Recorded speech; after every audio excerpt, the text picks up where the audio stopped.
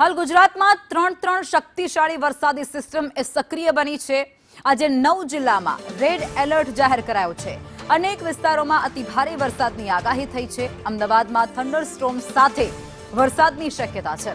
માછીમારોને દરિયો ન ખેડવાની ખાસ સૂચના છે। બંદરો પર 3 નંબરનું સિગ્નલ અત્યારે લગાવી દેવામાં આવ્યું છે। દરિયા કિનારાના વિસ્તારોમાં અવરજવર ન કરવાનું પણ તંત્ર દ્વારા લોકોને કહેવામાં આવી રહ્યું છે। તમામ પ્રકારની સાવચેતી અત્યારે દરિયા કિનારાના વિસ્તારોમાં રાખવામાં આવી રહી છે।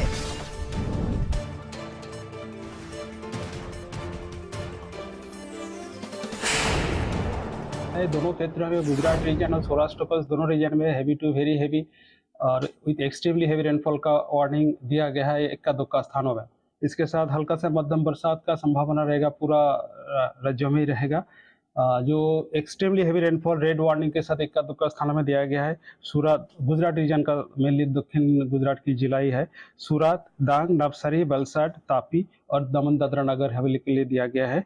और ऑरेंज वार्निंग के साथ जो डिस्ट्रिक्ट दिया गया है गुजरात रीजन में नर्मदा, बहरूच, खेड़ा, अरावली के लिए दिया गया है। हैवी रेनफॉल वार्निंग दिया गया है साबरकांठा, गांधीनगर, अहमदाबाद भी आज है, आनंद, पंचमहल, दाहोद, महिसागर और बड़ौदा, छोटा उदयपुर के लिए दिया गया है येलो वार्निंग के साथ हैवी रेनफॉल वार्निंग।